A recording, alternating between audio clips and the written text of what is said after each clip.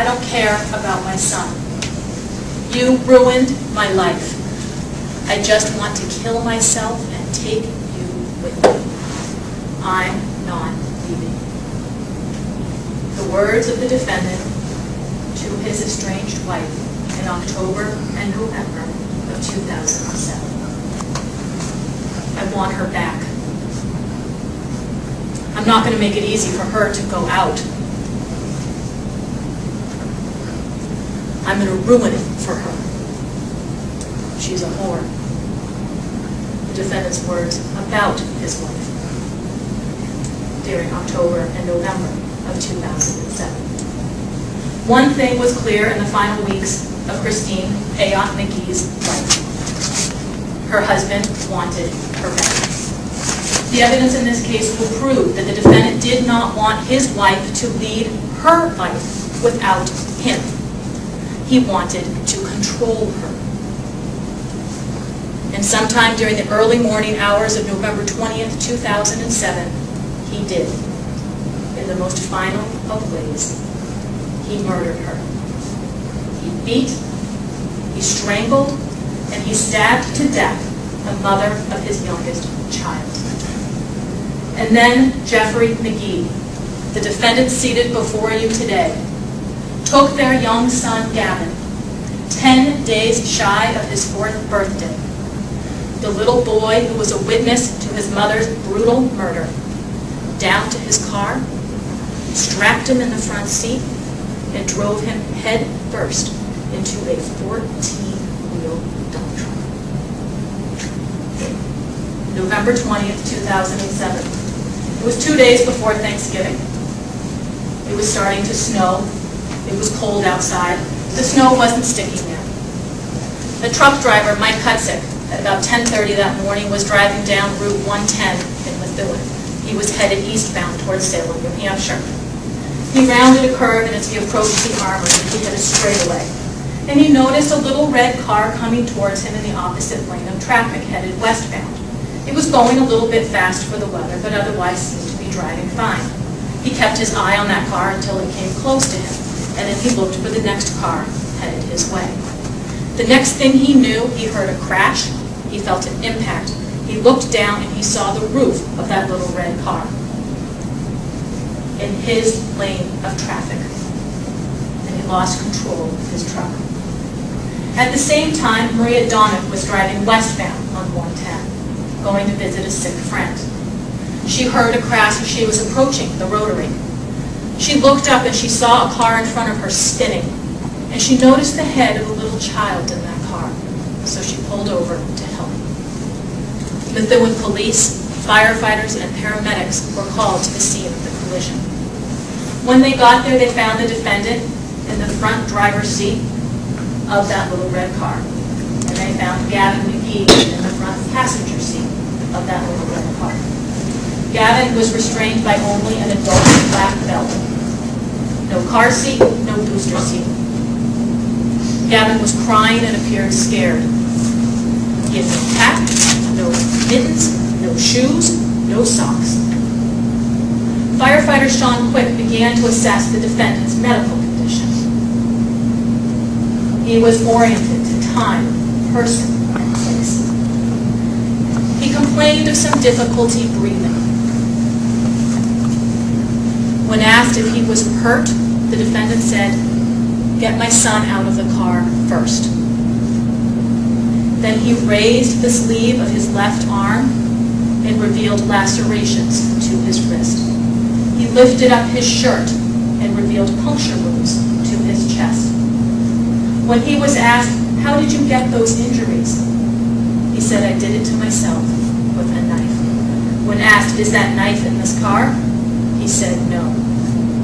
Methuen Fire Lieutenant Sandra Valicuna will tell you, she asked the defendant, "Was all this an accident, or did you mean to do it?" The defendant replied, "Yeah, I meant to do it." Later he was heard saying, "Just let me die."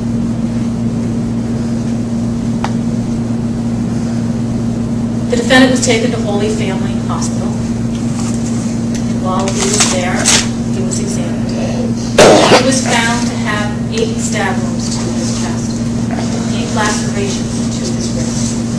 The defendant told them the stab wounds were self-inflicted. The lacerations to his wrist were self-inflicted. He had a superficial laceration to his left knee. He showed no signs of an altered mental status. He denied ever losing consciousness. He underwent surgery to repair a nick to his diaphragm. His wrist was sutured. Gavin was transported from the scene to Holy Family Hospital and then transferred down to Children's Hospital in Boston. While he was still at the scene, he was assessed by Lieutenant Kuna. And while he was being assessed, she asked, "Where's his mother?" And the defendant replied, "She's in Tingsford." When Gavin arrived at Children's, he was met by the trauma team. He had found to have a red mark on his forehead, and he had a red abrasion across his abdomen consistent with a lap belt injury. Because of the possible internal abdominal injuries that trauma team met him, they observed him, they watched him, they performed diagnostic studies on him, because there was a substantial risk of death to Gavin due to the mechanism of injury, that car collision. Gavin was placed under observation. He made a full medical recovery. Meanwhile, Holy Family Hospital was trying to find Gavin's mother. When they couldn't reach her on her cell phone, RN Sandra McGee went into the defendant's room and said, "We can't reach your wife. Gavin's being transferred to Children's. We want someone to meet him in Boston. Is there a member of another family member, name of another family member that we could have?" And he gave them the name of one of his parent-in-laws. Christine's mother, Jill Plouffe, was contacted. She notified other family members and friends who began to look for Christine. At 2:20 that afternoon, family, friends, and the Chelmsford police descended upon 9 Glen Avenue, apartment 22 in Chelmsford, the location of the defendant's new apartment. Inside, the police found the dead body of Christine McGee, 31 years old, 4 feet 11, 112 pounds. The evidence in this case will prove to you that the murder of Christine McGee was not an isolated act of violence. Christine grew up in Lowell with her mother, Jill, and the man who would eventually adopt her, Don Plouffe. When she was 25 or 26 years old, she met the defendant. At the time, the defendant was in an 80s cover band. He had long hair, ripped jeans. Christine loved rockers. She became best of friends with an old friend of the defendant's, Lowell. The two of them hit the party circuit. They had a lot of fun, and they followed Jeff's band, MF Law, around. That is the woman the defendant fell in love with. Christine and Jeff began dating. Christine was always dressed to the nines. When that couple walked into a room, everybody paid attention to them. That is the woman the defendant wanted. Christine and Jeff's relationship had its ups and its downs. What Jeff wanted versus what Christine wanted. They tried, they failed, they tried again. Eventually they would marry, but they would never settle down. You will hear that at the very beginning of their dating relationship, they split. It was early 2003. Christine took up with an old boyfriend, Bill. But a couple weeks later, her and the defendant got back together again. Christine found out she was pregnant. There was some concern over the paternity of the baby, but the defendant didn't care. He wanted to raise that child as his own. Gavin Patrick McGee was born on December 1st, 2003. Margaret Barone will tell you that that first year of Gavin's life, 2004, was a difficult one on Christine and Jeff's relationship. Christine was home all day with the baby. Jeff was working during the day at FW Webb, and at night he was out until all hours of the night. was a constant source of strain on their marriage. They also were having financial difficulties. They both made changes. Christine tried working from home and eventually picked up some shifts as a bartender. The defendant quit the band, cut his hair. Their financial situation improved. Their relationship was happier, and they decided to marry. And they wed on March 21st, 2005. But any happiness was short-lived. By 2006, the defendant had gotten a promotion at work. He was leaving the house at 4 o'clock in the morning. He wasn't getting home until the evening. He was absolutely exhausted, and all he wanted to do was lie down on the couch and have a big bubble. Margaret will tell you that Christine and Gavin, on the other hand, wanted to do things. They wanted to go out. They wanted to interact.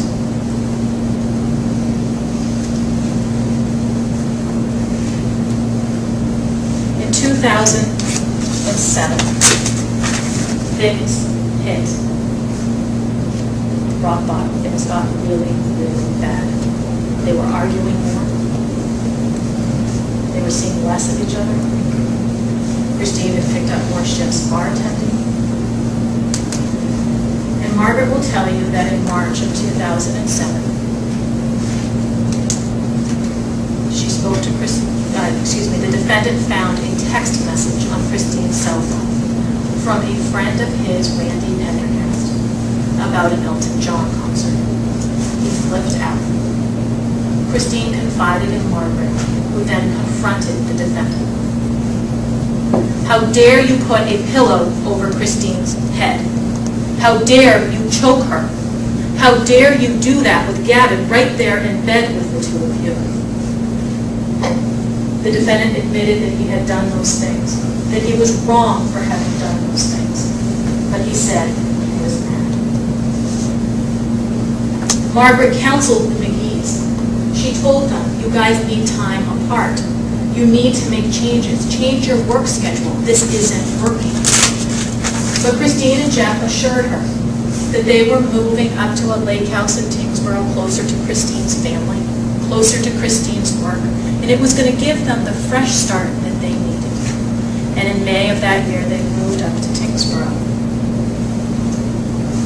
In July, over July 4th weekend, they were at the beach. Christine had a black eye. Margaret confronted the defendant again about putting his hands on Christine. His reply, what was I supposed to do?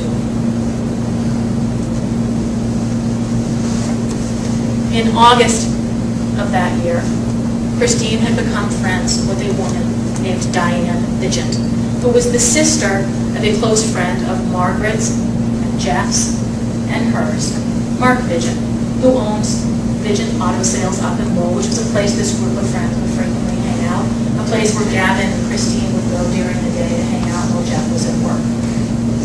You will hear that Margaret was having some tough times that year. She had a lot on her plate. In April, she gave birth to twins. In July, her brother committed suicide, and she stopped seeing as much of Christine and Jeff, and Diane filled that void for Christine.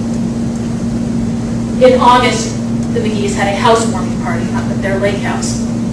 Everyone will tell you, co-workers, friends, and family, that they appeared to be doing well during that party.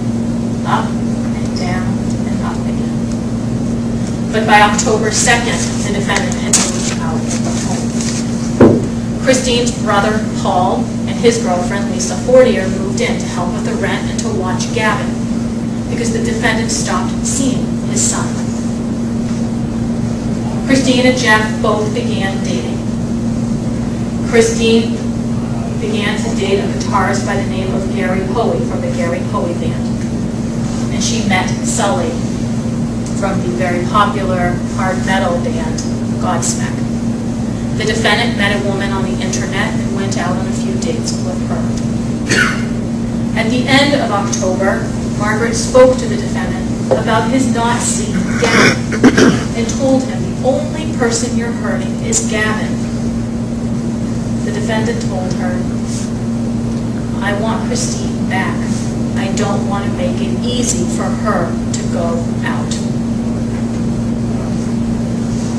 Christine found out that she was going to be a contestant on the reality TV show Rock of Love, VH1's version of The Bachelor, where women vie for the affections of Bret Michaels from the popular 80s band Poison.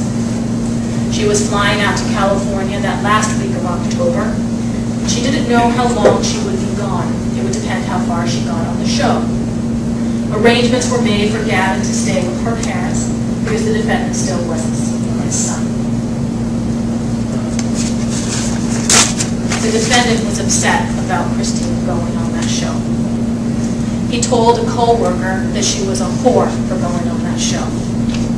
He told a co-worker he was going to call the producers, tell them she was married, and get her kicked off and ruin it for her. He told the boss he needed a few days off so he could go on the show. Neither of the McGees ever made it on film from that show. Christine returned to Massachusetts. A week later, November 9th, a Friday night, Margaret, Diane, and Margaret's husband went to the boathouse. When they arrived, the defendant was up on a stage playing with the band. He came down and he spoke with them. They spoke until closing, and then they went back to Diane's house and were up until the wee hours of the early morning. Margaret and Diane will tell you that they were drinking that night. They were using cocaine that night. Both of these women will tell you that they have struggled with substance abuse issues. Margaret recently was in rehab, and Diane is a recovering heroin addict. They will tell you about what happened that night, November 9th. You will hear that the defendant was grilling Margaret about Christine. What's she doing? Where's she going? What's up with her and Gary? Don't think I didn't hear about Sully. And they spoke about the Rock of Love. He told Margaret, I'm a really cool guy. I'm a rock and roll guy. I would have let her go on that show if she'd only asked me first. Margaret told the defendant to give Christine room. She just needs some room. And before she left that morning, she told the defendant, made the defendant promise her that he would not go over to Christine's, which was just down the road, and cause a ruckus. But he did. Bright and early, he showed up at the lake house, went in, laid down in Christine and Gavin's bed. The police were called. You will hear from Officer Michael Michelli from the Tingsboro Police Department and from Lisa Fortier, who was living in the house at that time, about what happened that morning. You will hear that the defendant was asked to leave, and that he was told that if he wanted to come back and get his things, he needed to do so with the police. A couple hours later, he showed up at the police department with a truck with his father and said, I want to get my stuff. Went back to the house and took practically everything from that home. And while he was doing so, he commented to Officer Michelli, you know, she was on a reality TV show. She's cheating on me with a guy from Godspeck. Margaret showed up that morning. Furniture was all over the front yard. And she took Christine and Gavin to a Mexican restaurant. While they were there, Jeff started sending Christine text messages. At first, they were angry, derogatory names, angry messages. And after a time, they became loving. He wanted her back. He loved her. Up, down, and up. November 16th, 2007, the defendant got his own apartment. He'd been staying with his parents since he had left the lake house. And he thought that this was going to give him a fresh start. Saturday night, Christine, Gavin, Diane, and Diane's boyfriend were over at the apartment. Things were going well. And as Diane was leaving, the defendant was heard commenting about the possibility of Christine and Gavin moving in. Monday, November 19th, Christine's last day. She went to the gym. She stopped by her mother's house. And in mid-afternoon, she went over to Vigil's. The defendant had actually been at Vigil's earlier that morning before Christine arrived, around lunchtime. And he had been talking to Mark Vigil. He told Mark that he wanted Christine back. He told Mark he was willing to forgive and forget about Gary Hoey. Shortly after Christine arrived that afternoon, the defendant called, and arrangements were made for him to come down to Vigils as well. When he arrived, they decided to go to the train view for a couple of drinks. Jeff took Gavin over to his mother's house, and Mark, Christine, Jeff, and a friend of Mark's that had shown up, Chris Marlowe, went over to the train view. While they were at the train view, Christine played her music. Jeff was over at the jukebox with her, giving her a back massage. Jeff went to go pick up Gavin. The plan was to meet back at Vigils to get Christine's car and then to go back to Jeff's apartment. They got back to Vigils, everybody left, and Mark changed his mind. And at 8:02 that night, he called the defendant's cell phone and said, "I'm not going to be coming over." At 8:09, Christine called her mother to ask whether or not the defendant could come to Thanksgiving that week, to the family's Thanksgiving. It was the last time she was heard from by anybody outside that apartment. The next time she was seen was the next afternoon at 2:20 when Officer Gary White found her lifeless body on the floor, seated in front of the couch, with a dagger on the ground next to her. State police detective units were called, crime scene services were called, search warrants were obtained. They went into the house. They seized the dagger. They found a razor blade that was bloodied on the coffee table in front of the couch, and they seized that. You will hear about the forensic findings that were made inside that apartment, of the defendant's hands and of the defendant's vehicle, and the testing that was done. In part, you will hear that although they tried, they were not able to obtain or to recover fingerprints from either the dagger or from the razor blade. The blood on both of those items matched the DNA profile of the defendant. Other DNA testing was done. You will hear about the profiles that were obtained. You will hear about the comparisons that were made to the known profiles of Christine and the defendant, and the statistical significance of those findings. You will also hear from the medical examiner who performed the autopsy on Christine McGee's body. Dr. Mindy Hall will come into this courtroom. She will tell you that Christine McGee had 6 stab wounds to her body. 4 to the left neck and head area, 1 to the right neck, head area, and 1 to the abdomen. One of the stab wounds on the left side of her neck went in 3.4 centimeters and hit her internal jugular vein. In and of itself, that killed her. The wound to her abdomen went inside her body, inside her liver, penetrated her liver 1.3 centimeters. Again, in and of itself, fatal. But that was not all. Dr. Hull will tell you that Christine's left eye had a black eye. She had a bruise above her upper lip. She had bruises on her arms. She had bruises on her legs. She had bleeding under her scalp on the back of the left side of her head and the nape of her neck. But that was not all. Dr. Hull will tell you that she found a cluster of 4 dry, orange abrasions on the right side of Christine's neck and a similar abrasion on the left side of Christine's neck. An abrasion and a contusion near her Adam's apple. And petechial hemorrhaging, little bursted blood vessels on the lower half of her face, all signifying that she had been strangled before those fatal stab wounds were. A brutal murder, a young witness.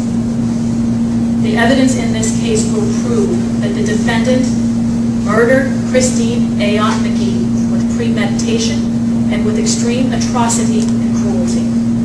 The evidence in this case will prove that the defendant drove Gavin McGee into Mike Pudsick's 14-wheel dump truck with the intent to kill him. The evidence in this case will prove that the only fair and just verdicts in this case are guilty as charged.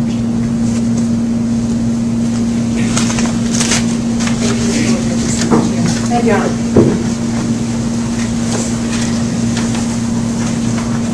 Ladies and gentlemen, Jeffrey McGee lost control. We lost control of that apartment in Timbro that night. We're not here to deny that at all. the issue that you'll have to decide is whether or not it was intentional or it was the act of heat of passion.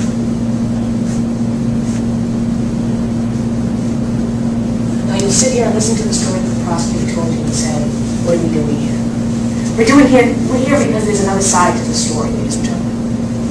Christine McGee, the woman that the prosecutor told you about, she can tell you the whole story about Miss McGee. My client loved his wife. He loved Christine McGee. He loved his son Gavin. He changed his entire life for Christine McGee. He quit his band. He got a job at FW Webb. He worked long hours. He got a promotion to try to make more money. He doubled his salary, all to try to please Christine McGee. In exchange, she cheated on him again and again and again. And every time he took her back, every time he forgave her, every time he believed her when she said it wasn't going to happen again. She cheated on him with a good friend from high school. She cheated on him with Sully from Godspeed. She cheated on him with Gary Hoey. And she probably cheated on him with Monica Jim as well. That's who Christine McGee was. That's the woman that my client loved. That's the woman that he couldn't get out of his head. And that's the woman that he was willing to do anything at all, to be with. Now you heard evidence, or you'll hear evidence in this case, that the relationship was very wrong. That when it was good, it was very, very good, and when it was bad, it was horrible.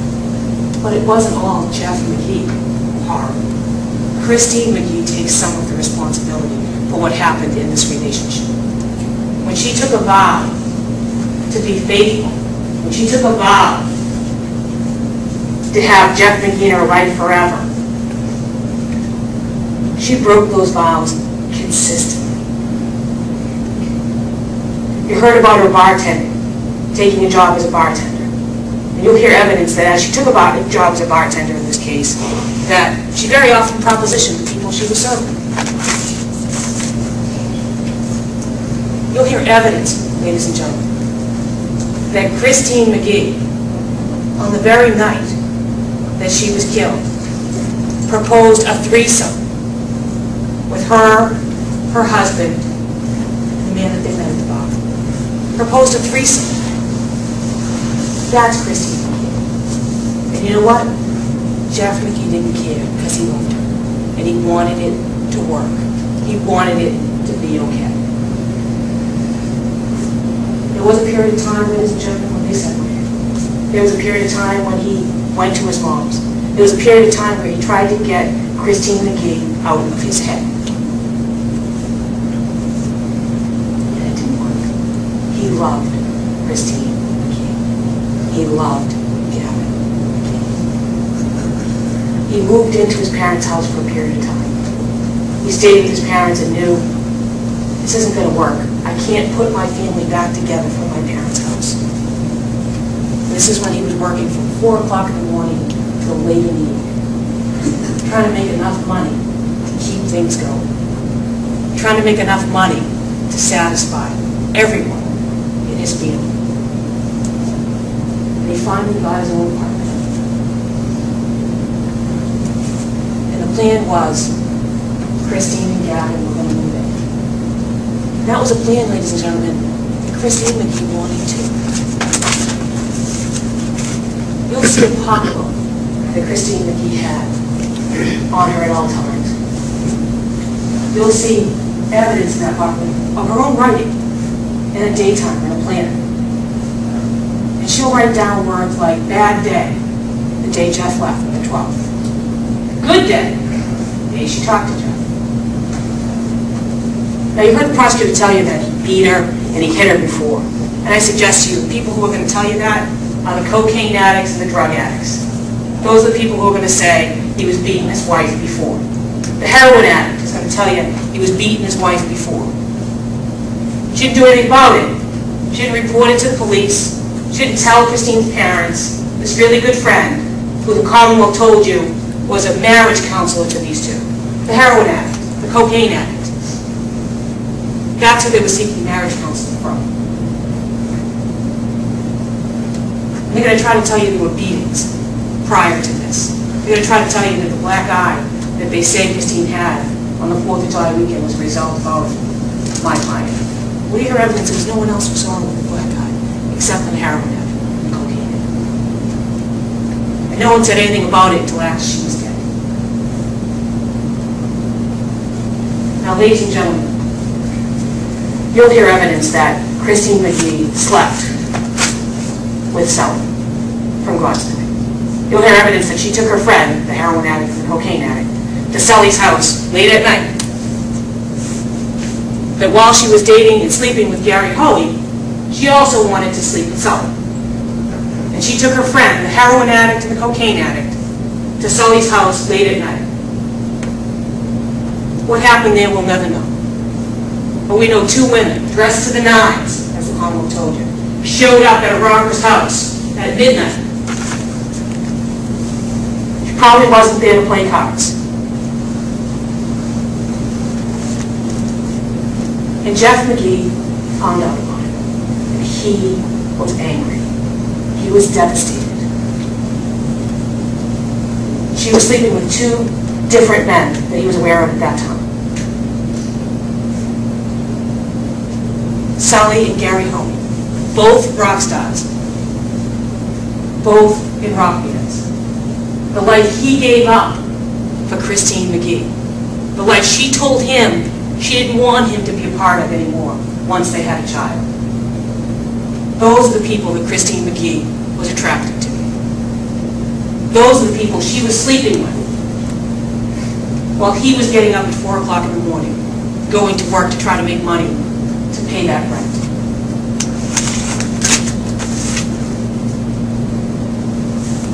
And he still forgave her. He still wanted her back. He still wanted to make it work. So we called him. Can we talk?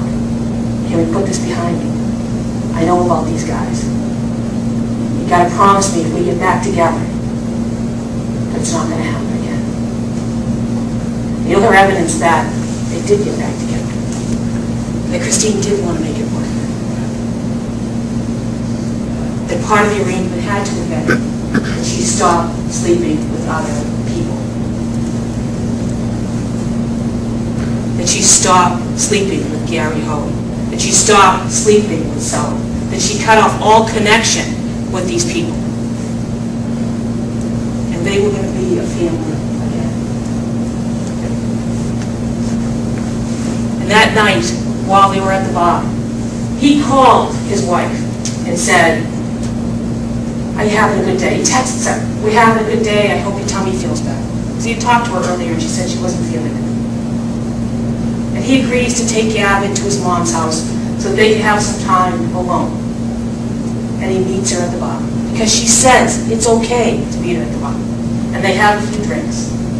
And he thinks, it's great. This is it. We're going to get back together. And at the bar, after they've had a few drinks, after he drops Gavin off at his mother's house, she suggests a threesome.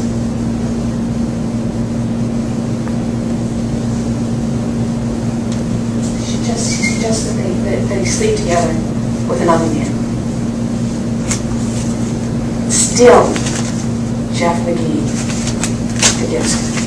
Let's not go back down that road, he's thinking. Let's not go back down that road. Let's go back to the apartment. And they do. They go back to that apartment that night. You'll hear evidence that they were in that apartment that night. And you'll see, hear evidence that there was a cell phone. Christine McGee had a cell phone. And after they had gotten back together, and after she had agreed to go to his house, and after they drove to his mom's house to pick Gavin, and the three of them as a family walked into that apartment, she made phone calls.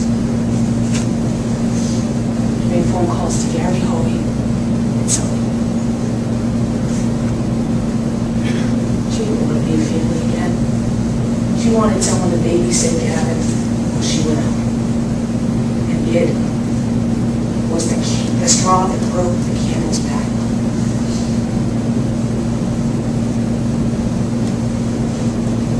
Unfaithful again.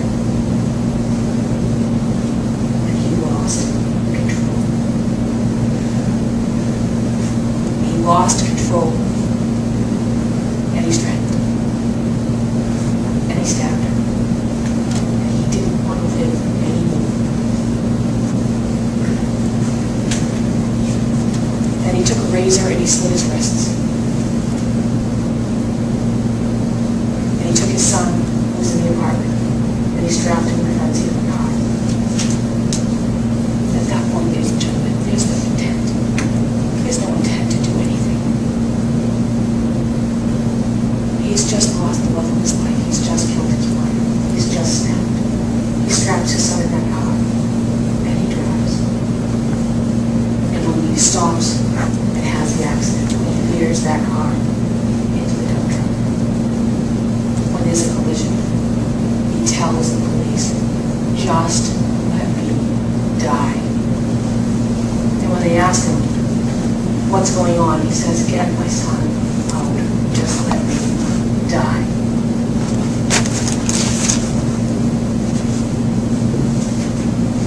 He was over the edge. He had completely lost it. Because the life he thought he was going to have with Christine McGee wasn't possible. The life he thought he was going to have with Christine McGee wasn't ever possible. And she proved it that very night. After they got back together, and she called the two people who he knew she had been sleeping with. And she wanted to get together with those two people, Sully and Gary Hogan, and have sex. Infidelity in a marriage will do crazy things to you. Can make you lose control. Can make a very reasonable person act irrationally and unreasonably. And that's what happened in this case. Jeffrey McGee, in the heat of passion, lost control when he realized his wife was still cheating on him, still planning on having sex with other men, that it wasn't a fluke in the restaurant that she was asking for a threesome, that she didn't intend on being the happy family that he wanted. She intended on going on doing exactly what she was doing, which is sleeping with every rock star she could get her hands on. And the betrayal goes beyond that. She didn't just have an opportunity to be on the Rock of Love, ladies and gentlemen. She applied for it. She sent in a video. She told them she wasn't married. She said she had no children. That's how she became a contestant on Rock of Love. She denied her marriage. She denied her child for a chance to sleep with a rock star.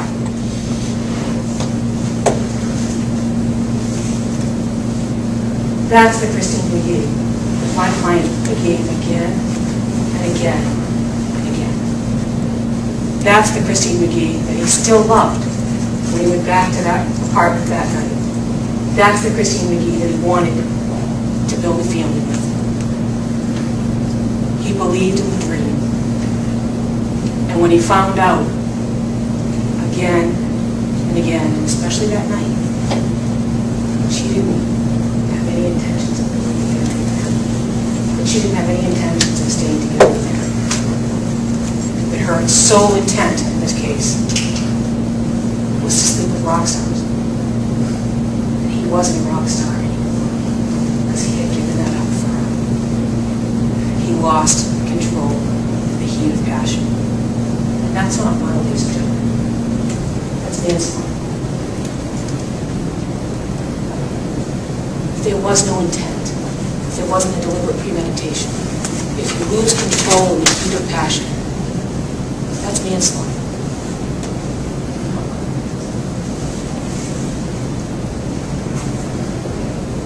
I'd ask you, ladies and gentlemen, evaluate the evidence as it will present itself.